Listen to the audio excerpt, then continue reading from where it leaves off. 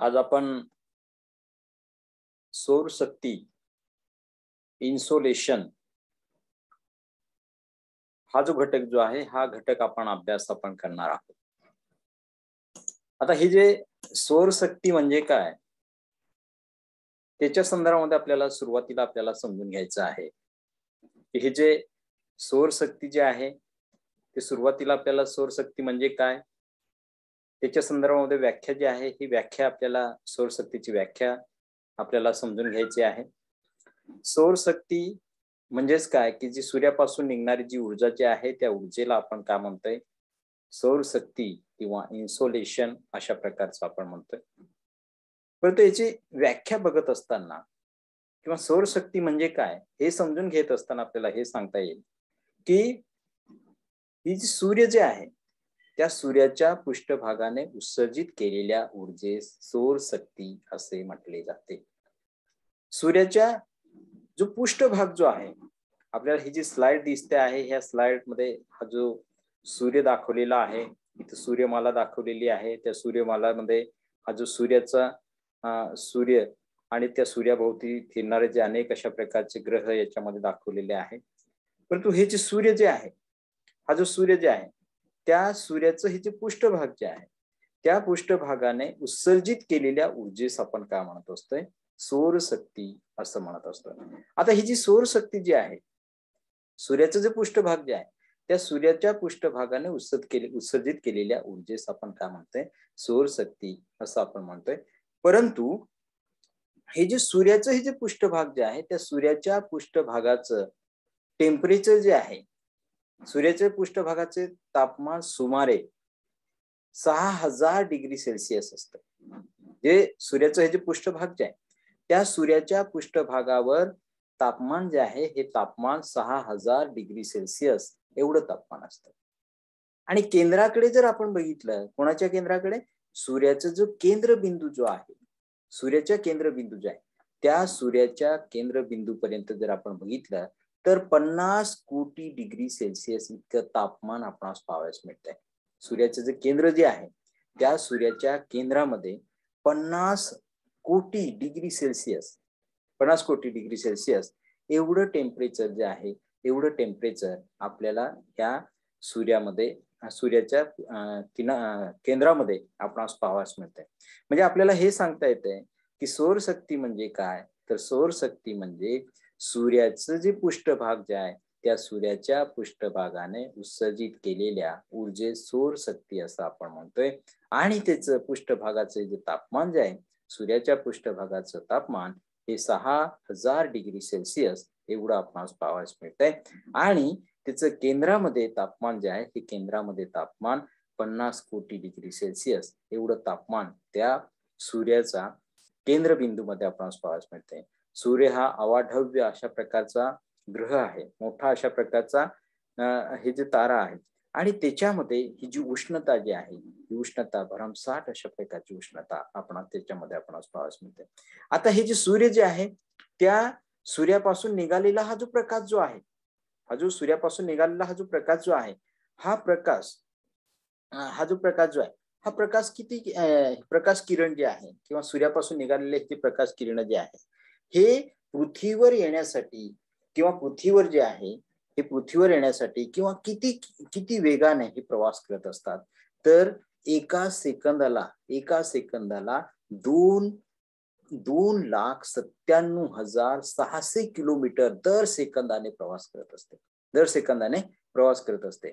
म्हणजे सूर्य आणि पृथ्वीचं ज्यावेळेस अंतर आपण बघतो त्यावेळेस हे जे अंतर जे आहे सूर्याची किरण किंवा सूर्याची किरण पृथ्वीवर येण्यासाठी साधारणपणे 8 मिनिटं जे आहे हे 8 मिनिटं लागत असतात। म्हणजे एका सेकंदाला ही जी सूर्याची जी किरण जे आहे ही सूर्याची किरण एका सेकंदाला 2,97,600 किलोमीटर दर सेकंद वेगाने प्रवास करताना आपल्याला दिसून येतात। त्याचबरोबर सूर्याचा हे जे व्यासाच्या संदर्भामध्ये जर आपण बघितलं हा जो सूर्य जे आहे हा सूर्याचा जर व्यास जर आपण बघितलं तर पृथ्वी आणि सूर्याचा जर विचार जर आपण केला तर सूर्याचा व्यास पृथ्वीच्या व्यासापेक्षा 100 पटीने मोठा आहे। 100 पटीने मोठा आपणास त्याच्यामध्ये सांगता येत आहे. त्याचबरोबर ही जी सूर्याचे जे पृष्ठभाग जे आहे, ह्या सूर्याच्या पृष्ठभागापासून उत्सर्जित होणारी जी ऊर्जा जी आहे, ती ऊर्जा किंवा जी उष्णता जी आहे, ती उष्णता पृथ्वीवर पोहोचते आणि त्या उष्णतेलाच आपण काय म्हणत असतोय, सौर शक्ती किंवा सौर ऊर्जा असं आपण म्हणत असतोय. म्हणजेच काय, की सूर्याच्या पृष्ठभागाने उत्सर्जित केलेली ऊर्जेस आपण काय म्हणत असतोय, सौर शक्ती असं आपण म्हणतोय. परंतु ती उत्सर्जित केलेली जी ऊर्जा जी आहे, सूर्याच्या पृष्ठभागापासून उत्सर्जित होणारी जी ऊर्जा जी आहे, ती ऊर्जा किंवा ती जी उष्णता जी आहे किंवा तो जो प्रकाश जो आहे, तो पृथ्वीवर पोहोचतो. पृथ्वीवर पोहोचतो आणि त्या पृथ्वीवर पोहोचलेल्या ऊर्जेलाच किंवा उष्णतेलाच आपण काय म्हणत असतोय, सौर शक्ती किंवा सौर ऊर्जा जी आहे किंवा इन्सोलेशन असं आपण त्याला म्हणत असतोय. इन्सोलेशन असं आपण त्याला म्हणत असतोय. आता ह्याच्यामध्ये हे जे सौर जे स्थिरांक म्हणजे काय किंवा ह्यालाच आपण काय म्हणतोय, सोलर कॉन्स्टंट असं आपण म्हणतोय. सोलर कॉन्स्टंट असं आपण म्हणतोय. आता दर मिनिटाला पृथ्वीचा जो दर जो आहे, हा दर मिनिटाला पृथ्वीच्या दर चौरस सेंटीमीटर भागावर 1.95 कॅलरीज पडते. म्हणजे एक चौरस जे आहे, एक चौरस सेंटीमीटरचा म्हणजे एक चौरस सेंटीमीटरचा हा जो भाग जो आहे, एका सेंटीमीटरचा जो चौरस जो आहे, त्या भागावर सूर्यापासून जी एनर्जी जी आहे, ऊर्जा जी आहे, ही ऊर्जा किती मिळत असते, 1.95 कॅलरी एवढी उष्णता पडते एका पृथ्वीच्या एका दर सेंटीमीटर, एका चौरस सेंटीमीटरला ही जी 1.95 कॅलरी उष्णता जी आहे, ही उष्णता मिळताना आपल्याला दिसून येते आहे.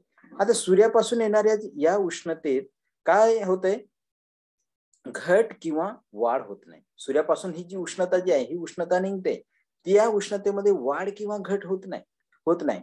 म्हणून ह्याला आपण काय म्हणतोय, सौर स्थिरांक असं आपण म्हणतोय.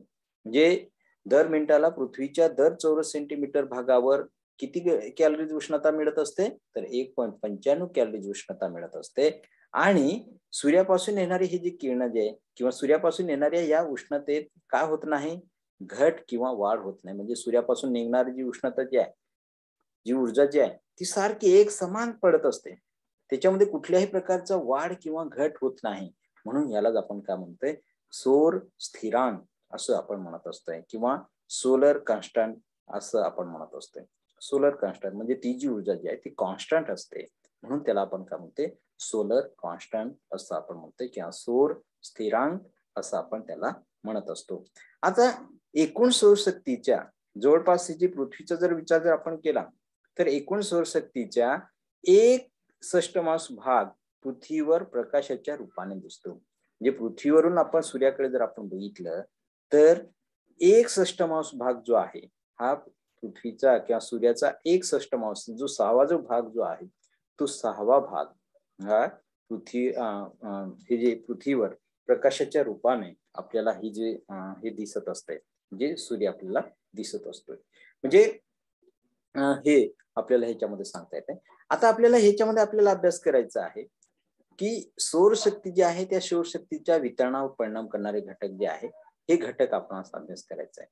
म्हणजे सूर्यापासून सूर्याची ही जी किरण जी आहे, ही सूर्याची किरण किंवा ही जी सोलर एनर्जी आपण म्हणतोय, ही सोलर एनर्जी सूर्यापासून निघालेली जी उत्सर्जित झालेली जी उष्णता जी आहे, त्या उष्णतेलाच आपण काय म्हणतोय, सौर ऊर्जा किंवा ते सूर्यकिरण जे आहे, त्या सूर्यकिरणांना आपण काय म्हणतोय, सोलर एनर्जी असं आपण म्हणत असतोय.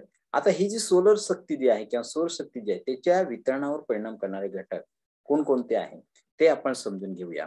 याच्यामध्ये हे जे पृथ्वीवर येत असताना ही जी सौर ऊर्जा आहे, सौर ऊर्जा पृथ्वीवर येत असताना हे वेगळ्या प्रकारचे हे जे कारण जे आहे, हे वेगळ्या प्रकारचे कारण आपल्याला अभ्यास करायचे, त्याचे परिणाम जे आहे.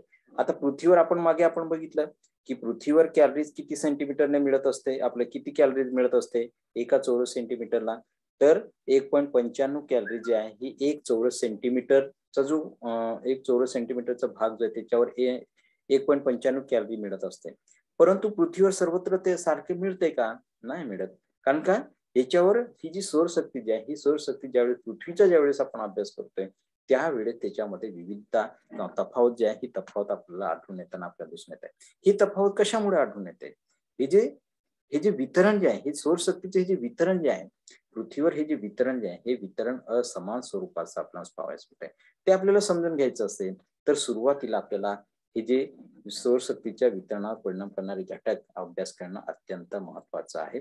त्याच्यामध्ये सूर्यकिरणाचा भूपृष्ठाशी होणारा कोन किंवा अक्षांश आपण अभ्यास करूया. हा जे सूर्य जे आहे, सूर्यापासून सूर्याचं हे जे किरण जे आहे, ह्या सूर्याच्या किरण ह्या ठिकाणी आपल्या ह्या याच्यामध्ये जर आपण बघितलं, ह्या ग्राफमध्ये किंवा ह्या स्लाइड मध्ये जर आपण बघितलं तर प्रत्येक अक्षरवृत्तावर वेगवेगळ्या प्रकारच्या जे कोन जो आहे हा वेगळ्या प्रकारचा कोन हा झालेला आपणास पाहावयास मिळतो आहे. सूर्याचे जे भूपृष्ठाची होणारा जो कोन जो आहे हा कोन वेगळ्या प्रकारचा आपल्याला दिसून येते. असा कोन का दिसून येत आहे तर ही जी पृथ्वी जी आहे ही पृथ्वी वक्राकार आहे, पृथ्वी ही गोलाकार आहे आणि पृथ्वी हिचा मध्यभाग हा फुगीर आहे आणि नंतर तो काय होत जातो, ध्रुवाकडे जात असताना तो चपटा चपटा होत जाताना आपल्याला दिसून येते. आणि त्याच्यामुळे हे जे सूर्याच्या किरणांचा हा जो सूर्याचे किरण जे आहे या सूर्यकिरणांचा कोन जो आहे हा कोन वेगवेगळ्या अक्षवृत्तावर किंवा वेगवेगळ्या अक्षांशावर वेगवेगळ्या प्रकारचा आपणास पाहावयास मिळतो आहे. म्हणजे सूर्यापासून मिळणाऱ्या उष्णतेचे प्रमाण, सूर्यापासून मिळणाऱ्या उष्णतेचे प्रमाण जे आहे हे प्रमाण सूर्यकिरण भूपृष्ठाशी किती अंशाचा कोन करतात यावर अवलंबून असते. म्हणजे पृथ्वीचा पृष्ठभाग हा कसा आहे, वक्र आहे. पृथ्वीचं हे जे भूपृष्ठ जे आहे हे भूपृष्ठ कशा स्वरूपामध्ये आहे, वक्राकार आहे. आणि वक्राकार असल्यामुळे आपल्याला त्याच्यामध्ये हे जे किरण जे आहे हे किरण कशा प्रकारचे पडतात तर त्यामुळे काय होतंय, हे जे वक्राकार असल्यामुळे पृथ्वीचा पृष्ठभाग हा कसा आहे, वक्र आहे. आणि त्यामुळे सूर्यकिरण जे आहे हे सूर्यकिरण भूपृष्ठाशी किती अंशाचा कोन करतात यावर अवलंबून असते. त्याचं प्रमाण, उष्णतेचे प्रमाण किंवा सूर्यकिरण जे आहे हे सूर्यकिरण भूपृष्ठाचे किती अंशाचा कोन करतात यावर अवलंबून असतात.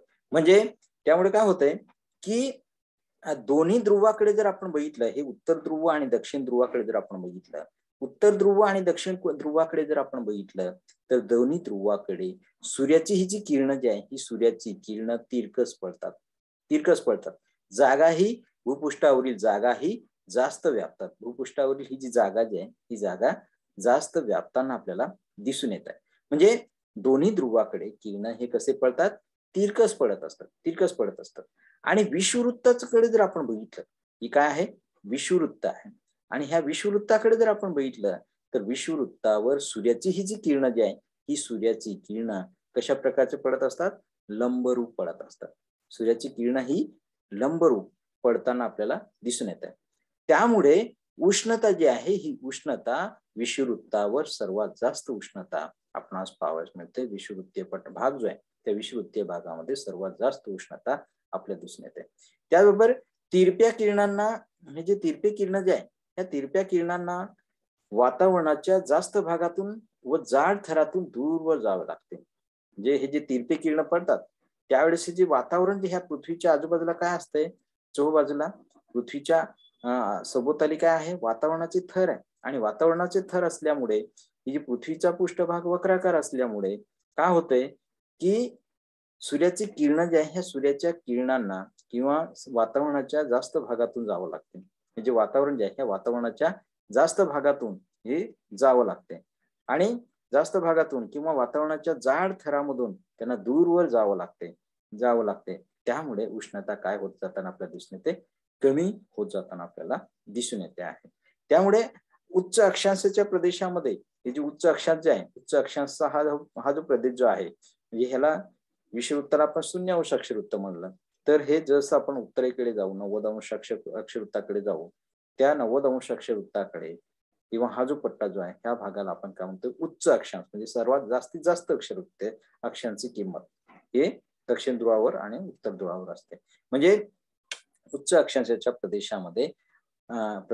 प्रदेशात कमी उष्णता आपणास दिसून येते आणि विषुववृत्तीय पट्ट्यामध्ये सर्वात जास्त उष्णता मिळते. आणि हे समशीतोष्ण कटिबंध जे ह्या समशीतोष्ण कटिबंधामध्ये सर्वात जास्त उष्णता आपल्या समान अशा प्रकारची उष्णता समशीतोष्ण कटिबंधामध्ये आपल्याला पाहावयास मिळते आहे. म्हणजे सूर्याच्या कमी अधिक तिरपेपणामुळे हे जे सूर्य जे आहे त्या सूर्याच्या कमी अधिक तिरपेपणामुळे पृथ्वीच्या पृष्ठभागावर पोहोचणाऱ्या उष्णतेचा अक्षांशाच्या दृष्टीने विचार करून किती पट्टे पडतात? 3 पट्टे पडतात. 3 पट्टे पडतात. हे 3 पट्टे पडतात त्यांना आपण काय म्हणतोय? कटिबंध अशा आपण म्हणत असतो. म्हणजे हे जे कटिबंध असं त्यांना आपण म्हणतोय. आता आपण ह्याच्यामध्ये काय बघितलंय की हे जे दोन्ही ध्रुव जे आहे त्या दोन्ही ध्रुवाकडे किरण हे कसे पडतात? तिरकस पडतात. त्याचबरोबर विषुववृत्तावर सूर्याची किरण कसे पडतात? लंबरूप पडताना आपल्याला दिसून येते. त्याचबरोबर तिरप्या किरणांना वातावरणाच्या जास्त भागातून व जाड थरातून दूरवर जावे लागते. त्यामुळे उच्च अक्षांशाच्या प्रदेशात कमी उष्णता मिळताना आपल्याला दिसून येते आहे. त्याचबरोबर सूर्याची ही जी किरण जी आहे ही सूर्याच्या कमी अधिक तिरपेपणामुळे पृथ्वीच्या पृष्ठभागावर पोहोचणाऱ्या उष्णतेचा अक्षांशाच्या दृष्टीने विचार केला तर 3 पट्टे पडले जातात. त्यालाच आपण काय म्हणतोय? हे जे 3 पट्टे जे आहे हे कुठले आहे? हे 3 पट्टे याला आपण काय म्हणतो? उष्ण कटिबंध, समशीतोष्ण कटिबंध आणि शीत कटिबंध असे भूपृष्ठावर हे जे पट्टे जे आहे ते पट्टे आपणास पाहावयास मिळत आहे. आता हे भूपृष्ठावर जर आपण बघितलं तर भूपृष्ठावर किंवा हे जे भूपृष्ठ जे आहे त्या भूपृष्ठावर एकूण पृथ्वीच्या पूर्ण भूपृष्ठावर जर आपण बघितलं तर 2 शीत कटिबंध आपणास पाहावयास मिळत आहे, 2 समशीतोष्ण कटिबंध आपणास पाहावयास मिळत आहे आणि 1 उष्ण कटिबंध जे आहे 1 उष्ण कटिबंध आपणास पाहावयास मिळत आहे. म्हणजे अशा प्रकारचे हे जे कटिबंध जे आहे हे कटिबंध निर्माण झालेले आपणास पाहावयास मिळत आहे. आता ह्याच्यामध्ये हा अत्यंत महत्वाचा घटक आहे. पृथ्वीवर हे जे सूर्यापासून मिळणारी जी उष्णता जी आहे किंवा सूर्यापासून येणारी जी किरण जी आहे या किरणांना आपण काय म्हणतोय? सोलर एनर्जी आपण म्हणतोय. परंतु ही सोलर एनर्जी एकसारखी निघते, मात्र पृथ्वीवर पोहोचताना त्याच्यामध्ये मोठ्या तफावत आपल्याला दिसून येते. ही तफावत का दिसून येते? तर पृथ्वीच्या वक्राकारामुळे ही तफावत सूर्याच्या किरणामधील ही जी तफावत आहे ही तफावत दिसून येताना आपल्याला दिसून येते. वक्राकारामुळे ही जी सूर्यकिरणामुळे किंवा उष्णतेमुळे मोठ्या तफावत आपल्याला दिसून येते आहे. हे आपण याच्यामध्ये बघितले की सूर्याच्या पृष्ठभागाशी होणारा कोन म्हणजे सौर शक्तीच्या वितरणावर परिणाम करणारे घटक जे त्या परिणाम करणाऱ्या घटकांचा जर आपण विचार केला तर आपल्याला हे एक कारण आपल्याला सांगता येते. दुसरं कारण आपल्याला काय सांगता येते? दिनमान आणि रात्रमान हे अत्यंत महत्वाचा घटक आहे. दिनमान आणि रात्रमान हा एक अत्यंत महत्वाचा अशा प्रकारचा घटक आहे. म्हणजे काय? जे कोणत्याही ठिकाणी जर आपण बघितलं की जे कोणत्याही ठिकाणी जितका काळ सूर्यप्रकाश मिळतो, कोणत्याही ठिकाणी हे जे भूपृष्ठ जे आहे कोणत्याही ठिकाणी जितका काळ सूर्यप्रकाश मिळतो त्याला काय म्हणतो आपण? दिनमान व सूर्यप्रकाश दिनमान असं आपण म्हणत असतोय. म्हणजे कोणतंही एखादं ठिकाण असेल त्या कोणत्याही एखाद्या ठिकाणी जितका काळ सूर्यप्रकाश मिळतो त्याला आपण काय म्हणतो? दिनमान असं आपण म्हणतोय. दिनमान व सूर्यप्रकाश न मिळणाऱ्या काळाला आपण काय म्हणत असतोय? रात्र किंवा रात्रमान असं आपण म्हणत असतोय. रात्रमान असं आपण म्हणतोय. आता ह्याच्यामध्ये 21 हे जे 21 मार्च जे आहे 21 मार्च व 23 सप्टेंबर या दिवशी पृथ्वीवर दिनमान व रात्रमान समान असते. म्हणजे कुठल्या दिवशी? तर पृथ्वीवर 21 मार्चचा दिवस जो आहे हा 21 मार्चचा हा 21 मार्च व 23 सप्टेंबर इथे जर आपण बघितलं हा 21 मार्च हा जो ही जी पृथ्वी जी आहे हा जो सूर्य जे आहे हा सूर्य काय करतो आहे? सूर्य आहे याला आपण काय म्हणतो? सूर्यमाला आपण म्हणतोय. ही जी ह्या याच्यामधील ही जी सूर्यमाला जी आहे त्या सूर्यमालेमधील पृथ्वी हा अत्यंत महत्वाचा ग्रह आहे आणि हा सूर्याभोवती काय करतो आहे? परिभ्रमण करतो आहे. सूर्याभोवती परिभ्रमण करतो आहे. आता ही परिभ्रमण करत असताना ही एक स्थिती सूर्याभोवती गोलाकार अशा प्रकारचा फिरतोय, कधी लंब वर्तुळाकार मार्गाने हा फिरतोय आणि 21 मार्च आणि 23 सप्टेंबर ही जी दिवस जे आहे 21 मार्च हा या ठिकाणी आणि ह्या ठिकाणी 23 सप्टेंबर ह्या ठिकाणी जर आपण बघितलं तर 21 मार्चच्या दिवशी सूर्य जे आहे हे सूर्याची जी किरण जी आहे ही सूर्याची किरण पृथ्वीवर कुठे पडतात? तर पृथ्वीवर लंबरूप किरण पडत असतात. लंबरूप पडतात. कुठं? 21 मार्चला आणि 23 सप्टेंबरला म्हणून समान दिवस म्हणून त्याकडे बघितले जाते. किंवा रात्र ही सारखी असते. रात्र 12 तासाची रात्र असते, 12 तासाचा दिवस या दिवशी आपणास पाहावयास मिळते. म्हणजे 21 मार्च आणि 23 सप्टेंबर, 21 मार्च आणि 23 सप्टेंबर या दिवशी दिनमान व रात्रमान जे आहे हे रात्रमान कसे असतात, सर्वत्र पृथ्वीवर सारखे असतात, सर्वत्र पृथ्वीवर सारखे असतात. आता दिनमान, हे जे दिनमान जे आहे हे दिनमान 12 तासापेक्षा जास्त असलेल्या ठिकाणी उष्णता जास्त मिळालेली असते. जे दिनमान जे आहे 12 तासापेक्षा जास्त असलेल्या ठिकाणी उष्णता जास्त मिळालेली असते आणि रात्री उष्णतेचे काय होते, विसर्जन होताना आपल्याला दिसून येते. उष्णतेचे विसर्जन होताना आपल्याला दिसून येत आहे, विसर्जन होताना आपल्याला दिसून येते. म्हणजे रात्री उष्णतेचे विसर्जन कमी होते, कमी होते. म्हणून कमी होऊन सौरशक्तीचे जे आहे ती सौरशक्ती वाढताना आपल्याला दिसून येते.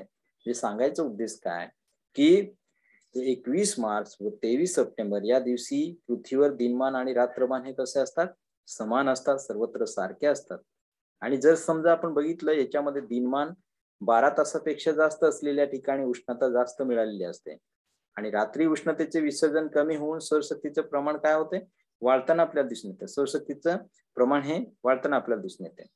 या उलट रात्रमान जास्त असलेल्या ठिकाणी कसं असतंय, दिवसा उष्णता कमी मिळते, दिवसा उष्णता कमी मिळते व रात्री थोड्याशा उत्सर्जनामुळे सौरशक्तीचे प्रमाण जे आहे, सौरशक्तीचे प्रमाण एकदम कमी होताना आपल्याला दिसून येते.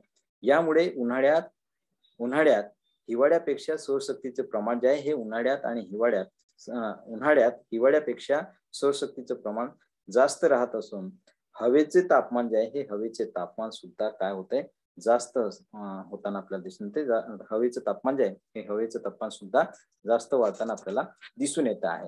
म्हणजे अशा प्रकारचे. आणि 21 जूनला जर आपण बघितलं, हे जे 21 जून जे आहे हा 21 जूनच्या परिस्थिती, 21 जूनला सूर्याची किरण जी आहे ही कुठपर्यंत आलेली, त्याची मर्यादा जी आहे ही कर्कवृत्तावर लंबरूप किरण पडतात, कर्कवृत्तावर लंबरूप किरण पडतात. म्हणजेच काय, उत्तर गोलार्धामध्ये लंबरूप किरण पडतात. आता ह्या 21 जूनला उत्तर गोलार्धातील सर्वात मोठा दिवस असतो, उत्तर गोलार्धामध्ये सर्वात मोठा दिवस असतो. आणि रात्र जी आहे ही रात्र 21 जूनला आपण रात्र जी आहे ही रात्र सर्वात लहान अशा प्रकारची रात्र आपल्याला उत्तर गोलार्धामध्ये आपण आज पाहायला मिळते. तसंच ह्या ठिकाणी जर आपण बघितलं तर 22 डिसेंबरचा हा जो कालखंड आहे, 22 डिसेंबर किंवा 21 डिसेंबर आपण म्हणतोय, या ठिकाणी ह्या 22 डिसेंबरला किंवा 21 डिसेंबरला हे दक्षिण गोलार्धामध्ये सूर्य जे आहे हा सर्वात मोठा अशा प्रकारचा दिवस असतो. 22 डिसेंबरचा, 22 डिसेंबरला म्हणजे 21 डिसेंबर आणि 22 डिसेंबरचे हे दिवस जे आहे हे दक्षिण गोलार्धामधील सर्वात मोठा दिवस आणि रात्र सर्वात लहान असते या ठिकाणी.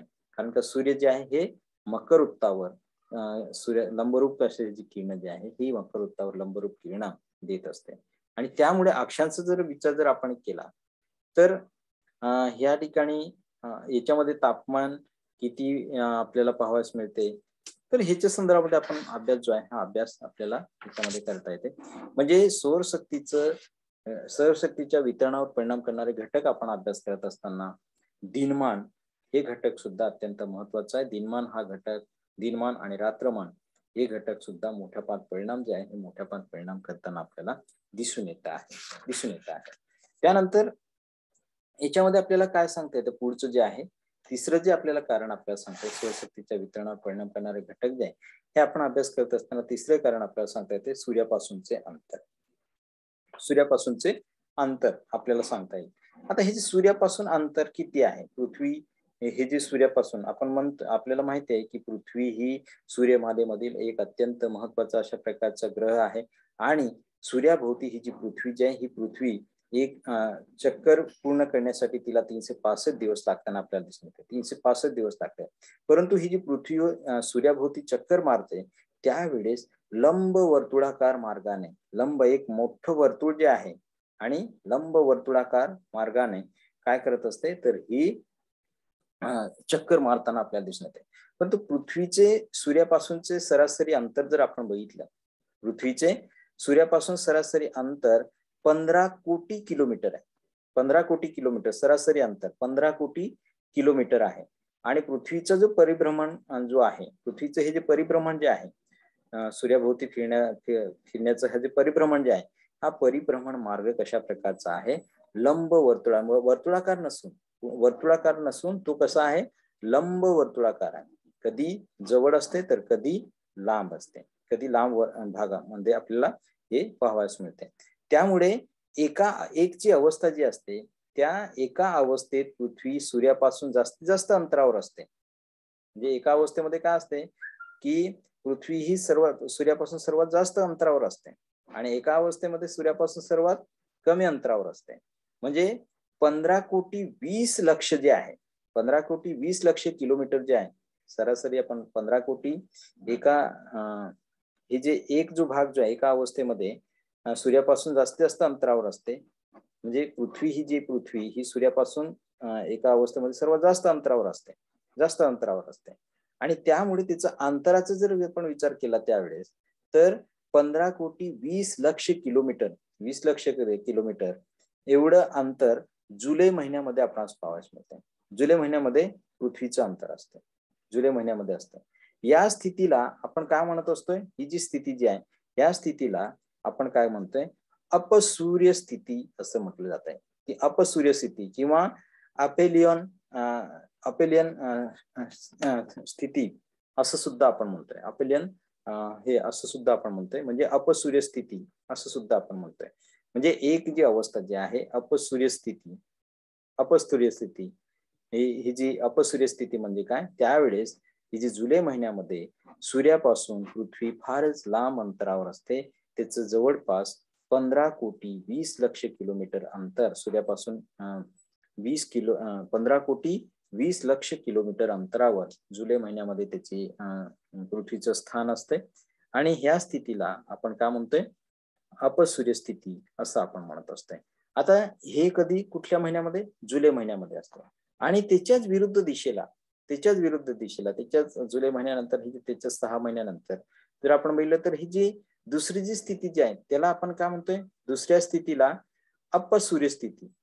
म्हणजे अपसूर्य स्थिती ही जुलै महिन्यामध्ये असते आणि उपसूर्य स्थिती ही जानेवारी महिन्यामध्ये असते. म्हणजे त्यावेळेस पृथ्वीपासून सूर्य जे आहे हा सर्वात जवळ असतो. पृथ्वीपासून सूर्य जे आहे हा सर्वात जवळ असतो आणि जानेवारीच्या पहिल्या आठवड्यात हे अंतर जे आहे हे अंतर 14,75,00,000 मिलियन असते. 75,00,000 मिलियन असते. याच्यामध्ये ही जी आकडेवारी जी आहे ही आकडेवारी सुमारे सांगितली जाते. म्हणजे सुमारे काय, सुमारे ते मोजता न येणारे किंवा कमी जास्त भरते म्हणून त्याला आपण काय म्हणतोय, सुमारे आपण म्हणतोय. आता ही जी स्थिती जी आहे सर्वात सूर्यापासून अंतर जे आहे पृथ्वीचं अंतर जानेवारी महिन्याच्या पहिल्या आठवड्यामध्ये आपल्याला पाहायला मिळते, पहिल्या आठवड्यामध्ये आपल्याला पाहावयास मिळते आणि हे अंतर किती आहे, 14,75,00,000 किलोमीटर एवढं असते. 14,75,00,000 किलोमीटर एवढं अंतर आपल्याला याचं सांगता येते. या स्थितीला आपण काय म्हणतोय, उपसूर्य स्थिती असं आपण म्हणतोय किंवा पेरिहेलियन सिच्युएशन असं सुद्धा आपण म्हणतोय. पेरिहेलियन स्थिती असं सुद्धा आपण म्हणतोय, उपसूर्य स्थिती असं आपण म्हणतोय आणि याला अपसूर्य स्थिती असं आपण म्हणतोय आणि ह्याला उपसूर्य स्थिती असं आपण म्हणतोय. उपसूर्य स्थिती उत्तर गोलार्धात हिवाळा असतं. उपसूर्य स्थितीमध्ये काय असते, उत्तर गोलार्धामध्ये हिवाळा असतो, तर दक्षिण गोलार्धात काय असते, उन्हाळा असते अपसूर्य स्थितीमध्ये. आणि अपसूर्य स्थितीमध्ये हे जे अपसूर्य स्थितीमध्ये दक्षिण गोलार्धामध्ये हिवाळा असतोय आणि उत्तर गोलार्धामध्ये उन्हाळा असतोय.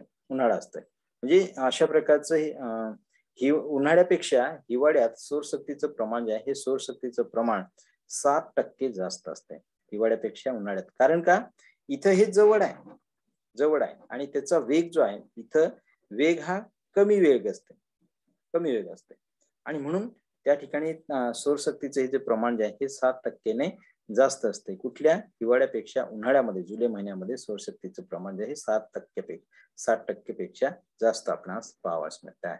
म्हणजे अशा प्रकारची ही जे 4 जुलैची स्थिती आणि ही जी 4 जुलै आणि 3 जानेवारीची ही जी स्थिती जी आहे ही 3 जानेवारीची स्थिती आपल्याला या नकाशामध्ये आपल्याला सांगता येते. आणि त्यामुळे सौरशक्तीचे वितरण जे आहे हे वितरण असमान स्वरूपाचं आपल्याला पाहावयास मिळते. म्हणून हा जो घटक जे आहे हा घटक अत्यंत महत्वाचा आहे. सौरशक्तीच्या वितरणावर परिणाम करणाऱ्या घटकांमधील हा जो घटक जो आहे हा घटक फारच महत्वाचा अशा प्रकारचा आहे. चौथं कारण आपल्याला ह्याच्यामध्ये सांगता येते ते कुठलं, तर पाणी व जमिनीचे गुणधर्म. मागे आपण बघितलंय पाणी आणि जमिनीचे गुणधर्म आपण बघितलंय की हे जे जमीन व पाणी यांचे उष्णता ग्रहण करण्याचे प्रमाण भिन्न असते. हे जे प्रमाण जे आहे हे प्रमाण कसं आहे, भिन्न स्वरूपाचं आपल्याला पाहायचं. म्हणजे पाणी आणि जमिनीचं हे जे उष्णता ग्रहण करण्याची क्षमता जी आहे ही उष्णता ग्रहण करण्याची क्षमता आहे, क्षमतेमध्ये भिन्नता असते. सारखा सूर्यप्रकाश पाण्यालाही दिला आणि जमिनीलाही जर दिला तर त्याच्यामध्ये लवकर कोण गरम होतंय, लवकर जमीन गरम होते आणि लवकर उशिरा कोण गरम होते, तर पाणी गरम होताना आपल्याला दिसून येते. म्हणजे अशा प्रकारचे म्हणजे जमीन व पाणी यांची उष्णता ग्रहण करण्याचे प्रमाण जे आहे हे उष्णता ग्रहण करण्याचे प्रमाण कसं आहे, तर भिन्न आहे. सारख्याच प्रमाणात उष्णता दिली असता, म्हणजे सारखंच प्रमाण जे आहे त्या सारख्याच प्रमाणात उष्णता दिली असता पाण्यापेक्षा जमीन लवकर तापते व लवकर थंड होते. या उलट पाणी लवकर तापतही नाही आणि लवकर थंडही होत नाही. सावकाश क्रिया होत असते.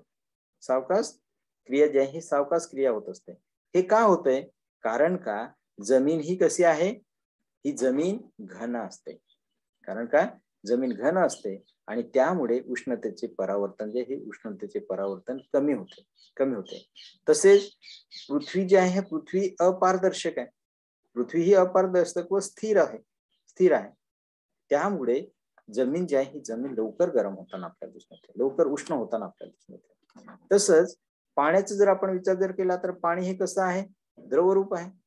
द्रवरूप असल्यामुळे त्यामुळे उष्णतेचे काय होते, परावर्तन होते. पाणी ही द्रवरूप आहे, त्याच्यावर उष्णता पडली की त्याचं काय होते, परावर्तन होताना आपल्याला दिसून येते. आणि त्याचबरोबर पारदर्शक आहे. पृथ्वी पारदर्शक आहे का, अपारदर्शक आहे. पाणी जे आहे हे पारदर्शक असल्यामुळे सूर्यकिरणे खोलवर जातात आणि पाण्याची हालचाल जी आहे ही पाण्याची हालचाल होते, शिवाय बाष्पीभवनही होताना आपल्याला दिसून येते. आणि त्यामुळे उष्णता जी आहे त्या उष्णतेमध्ये मोठ्या तफावत जी आहे ही तफावत आपल्याला दिसून येते. आता हे जे बाष्पीभवन होते, आता भिन्न गुणधर्मामुळे काय होते की हे जे भिन्न गुणधर्म जे आहे त्या भिन्न गुणधर्मामुळे जमीन पाण्यापेक्षा जास्त सौरशक्ती ग्रहण करीत असल्याने उन्हाळ्यात एकाच अक्षांशावरील जमिनीचे भाग जल भागापेक्षा अधिक उष्ण असतात, तर हिवाळ्यात तेच जल भाग जमिनीपेक्षा जास्त उष्ण असताना आपल्याला दिसून येत आहे. अशा प्रकारचे हे एक चौथं कारण सौरशक्तीच्या वितरणावर परिणाम करणारे घटक जे आहेत त्या परिणाम करणाऱ्या घटकांमध्ये आपल्याला या ठिकाणी सांगता येते. त्यानंतर पाचवं कारण आपल्याला सांगता येते ते म्हणजे जमिनीचं स्वरूप. हे अत्यंत महत्वाचं अशा प्रकारचे जमिनीचं स्वरूप. आता हे जे जमिनीचं स्वरूप कशा प्रकारचं आहे, जमीन कशा प्रकारची आहे, जमिनीची रचना व स्वरूप त्याच्या सौरशक्तीच्या वितरणावर प्रभाव टाकत असते. सौरशक्ती जमिनीची रचना कशा प्रकारची आहे, कुठं जमीन आपल्याला कुठं पर्वतीय आपणास पाहावयास मिळते, कुठं पठारी आपणास पाहावयास मिळते, कुठं मैदानी आपणास पाहावयास मिळते. आणि त्याच्या उतारावरनं, त्याची रचनेवरनं, त्याच्या स्वरूपावरनं सौरशक्तीचे जे वितरण जे आहे ह्या सौरशक्तीचं वितरणावर परिणाम होताना आपल्याला दिसून येते. आता माती ही कशा प्रकारची, चिकण माती आहे. चिकण माती व हलक्या रंगाची माती काय करते, कमी उष्णता ग्रहण करते. तर खडकाळ जमीन व वाळूकामुळे जमीन जी आहे तर ती जास्त उष्णता ग्रहण करताना आपल्याला दिसून येते, जास्त उष्णता ग्रहण करताना आपणास दिसून येतात. म्हणजे अशा प्रकारचं आपल्याला हे सांगता येत आहे. त्याच्यामध्ये हे जे वनस्पतीचं जर आपण केला, जमिनीचं स्वरूप ज्या भागामध्ये वनस्पतीचं प्रमाण जास्त आहे म्हणजे त्या ठिकाणी जर आपण बघितलं तर वनस्पतीमुळे 3 ते 6% सूर्यकिरणे काय होत असतात, परावर्तित होताना आपल्याला दिसून येतात, परावर्तित होतात. त्यामुळे वनस्पती असलेली जमीन जी आहे ही कमी उष्णता ग्रहण करते आणि वनस्पती रहित जमीन जी आहे ही वनस्पती रहित जमीन जास्त तापताना आपल्याला दिसून येते. म्हणजे ज्या ठिकाणी वनस्पती आहे त्या ठिकाणी सूर्याची किरण जे काय होतात, परावर्तित होतात. त्यामुळे वनस्पती असलेल्या जमीन ही कमी उष्णता ग्रहण करत असते आणि वनस्पती रहित म्हणजे वनस्पती नसलेल्या जमिनी ज्या आहेत त्या नसलेल्या जमिनी जास्त उष्णता ग्रहण करताना आपल्याला दिसून येतात. तसंच हे जे दुसरं जर आपण बघितलं याच्यामध्ये, तर हिमक्षेत्र जर आपण बघितलं तर हिमक्षेत्रामध्ये जमीन ही कशा प्रकारचे, तर हिमक्षेत्रामध्ये सुद्धा मोठा भाग परावर्तित होताना आपल्याला दिसून येते. सूर्यकिरण हे परावर्तित होताना आपल्याला दिसून येत आहे. आता इथे जमिनीचं स्वरूप समजून घेत असताना कुठं जमीन जी आहे ही कशा प्रकारची, काही ठिकाणी जंगलयुक्त आहे, काही ठिकाणी वालुकामय आहे, काही ठिकाणी बर्फाळ आहे, काही ठिकाणी गवताळ आहे, काही ठिकाणी कोरडी आहे, काही ठिकाणी ओली जमीन आहे. अशा प्रकारचे जमिनीचं स्वरूप आपणास पाहावयास मिळतं. आता ह्याच्यामध्ये जंगलयुक्त जमीन जी आहे ही जंगलयुक्त जमिनीचा विचार जर आपण केला तर 3 ते 6% सूर्याची जी किरण जी आहे सूर्याची किरण परावर्तित होतात. 3 ते 6% जमिनीवर ज्या ठिकाणी जंगलयुक्त जमीन जी आहे त्या जंगलयुक्त जमिनीवरील भागावर सूर्याची किरण जर पडत असेल, त्या वनांवर पडत असेल तर त्याचं रिफ्लेक्शन मोठ्या प्रमाणात होतं, परावर्तन मोठ्या प्रमाणात होतं. किती परावर्तन होते, तर 3 ते 6% परावर्तन होताना आपल्याला दिसून येते. त्यानंतर दुसरं कुठल्या वालुकामय जी वाळूयुक्त जमीन जी आहे ती सुद्धा काय करते, ती जमीन जी आहे ती सुद्धा सूर्याची किरण परावर्तित करतात. म्हणजे परावर्तित करतात म्हणजे काय, किती टक्के काही उष्णता जी आहे किंवा ऊर्जा जी आहे ही शोषून घेत असते आणि काही ऊर्जा जी आहे काही ऊर्जा परावर्तित करताना आपल्याला दिसून येते. म्हणजे जवळपास 13 ते 18% हे जे सूर्यप्रकाश जो आहे 13 ते 18% सूर्यप्रकाश जो आहे हा सूर्यप्रकाश ही जी किरण जी आहे ही किरण परावर्तित करताना आपल्याला दिसून येत आहे. किंवा बर्फाळ भाग असेल त्या बर्फाळ भागामध्ये सुद्धा तशाच प्रकारचे आहे. सूर्याची किरण तिथे पोहोचू शकत नाही आणि पोहोचले तरी त्याचं रिफ्लेक्शन जे आहे हे रिफ्लेक्शन मोठ्या प्रमाणात होत असते आणि त्यामुळे जवळपास बर्फाळ भागामध्ये सूर्याचे वितरण जे आहे हे सूर्यप्रकाशाचे वितरण किती 80 ते 90% हे काय होत असते, परावर्तित होताना आपल्याला दिसून येते. त्याचबरोबर गवताळी प्रदेश आहे. गवताळी प्रदेशामध्ये सूर्याची किरण कशा प्रकारची परावर्तित होतात, तर 20 ते 25% परावर्तन होताना आपल्याला दिसून येते. त्यावर कोरडी अशा प्रकारची जमीन असेल त्या कोरड्या जमिनीमध्ये 15 ते 25% सूर्यप्रकाश जो आहे परावर्तित होतोय. किंवा ओली जमीन असेल त्या ओल्या जमिनीवर सूर्यप्रकाश पडला तर तिथं 10% सूर्याची किरण जी आहे सूर्याची किरण परावर्तित होताना आपल्याला दिसून येत आहे. आता ह्याच्यामध्ये हे जे जमिनीचं स्वरूप कशा प्रकारचं आहे ते आपण ह्याच्यामध्ये आपण बघितलं. आता ह्याच्यामध्ये जवळपास 6वं आपल्याला ह्या ठिकाणी कारण आपल्याला सांगता येते. 6वं कारण ते म्हणजे कुठलं, हवामानाचा वातावरणाचा परिणाम कशावर होत असतो, तर सौरशक्तीच्या वितरणावर परिणाम होत असतो. आता सौरशक्तीच्या वितरणावर वातावरणाचा देखील परिणाम होतोय. म्हणजे सौरशक्ती जी आहे ही सौरशक्ती वातावरणात ह्या पुढील प्रमाणे नष्ट होताना आपल्याला दिसून येते. सौरशक्तीचे कशा प्रकारचे हे सौरशक्ती नष्ट होते, तर त्याच्यामध्ये पहिलं कारण आपल्याला सांगता येते ते म्हणजे विकिरण किंवा स्कॅटरिंग रेडिएशन आपण म्हणतोय. जे विकिरण जे आहे हे विकिरण. आता इथे ग्राफ ह्याच्यामध्ये दाखवलेलं आहे, इथे मॅप दाखवलेला आहे आणि हे जे मॅप जे आहे हे जे क्षेत्र जे आहे त्याच्यावर वातावरणातील हे जे धुलीकण जे असतात, जे वातावरणामध्ये हे असणारे हे जे धुलीकण जे असतात, हे जे धुलीकण जे आहे डस्ट पार्टिकल जे असतात हे वातावरणातील धुलीकणांना अडवून सूर्यकिरणे काय करत असतात, तर परावर्तित होत असतात. सूर्यकिरणे परावर्तित होतात. यालाच आपण काय म्हणतोय, विकिरण असं आपण म्हणतोय. म्हणजे सौरशक्तीच्या वितरणावर वातावरणाचा देखील परिणाम होत असतो आणि सौरशक्तीचं वातावरणात कशा प्रकारचे परिणाम करतात हे आपल्याला इथे दाखवता येईल. ते म्हणजे विकिरण आपल्याला सांगता येतील किंवा स्कॅटरिंग आपल्याला सांगता येतील. स्कॅटरिंग रेडिएशन असं आपल्याला म्हणता येईल. आता हे जे स्कॅटरिंग रेडिएशन किंवा विकिरण म्हणजे काय, की वातावरणातील हे जे धुलीकण जे आहे त्या धुलीकणांना अडवून सूर्यकिरणे परावर्तित होताना आपल्याला दिसून येतात. यालाच आपण काय म्हणतोय, विकिरण असं आपण म्हणत असतो. यामध्ये पुष्कळ सौरशक्ती नष्ट होते. पुष्कळ अशा प्रकारची सौरशक्ती जी आहे पुष्कळ अशा प्रकारची सौरशक्ती नष्ट होताना आपल्याला दिसून येते आणि 6% उष्णतेचे उत्सर्जन आणि प्रक्रियेतून हे जे उत्सर्जन या प्रक्रियेतून होताना आपल्याला दिसून येते. म्हणजे ही जी क्रिया जी आहे ही क्रिया वातावरणातील कणांचा व्यास उष्णतेचा चुंबकीय लहरीपेक्षा कमी असेल तरच ती घडते.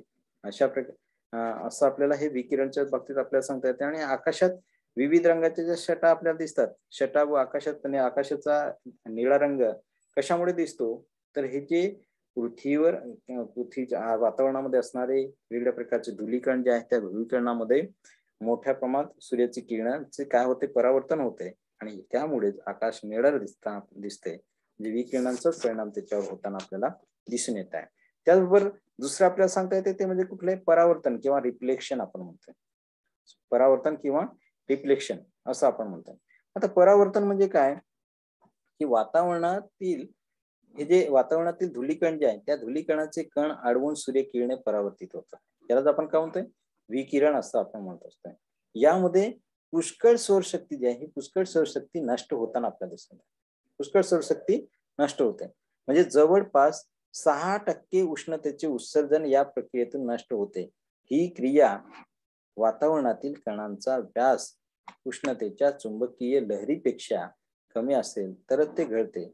आकाशात विविध रंगाच्या छटा व आकाशाचा रंग जो आहे हा विकिरणाचा परिणाम त्याच्यावर होताना आपल्याला दिसून येत आहे.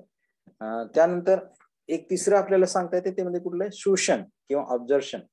आता ही जी उष्णता जी आहे, ही उष्णता काय, तर बाष्प असेल वातावरणामध्ये, जे बाष्प असेल किंवा ओझोन असेल किंवा जे प्राणवायू जे आहे, ऑक्सिजन असतील, हे जे घटक जे आहे, हे घटक सौरशक्ती काय करत असतात, तर शोषून घेतात. हे घटक उष्णता शोषून घेत असल्यामुळे काही उष्णता पृथ्वीला मिळत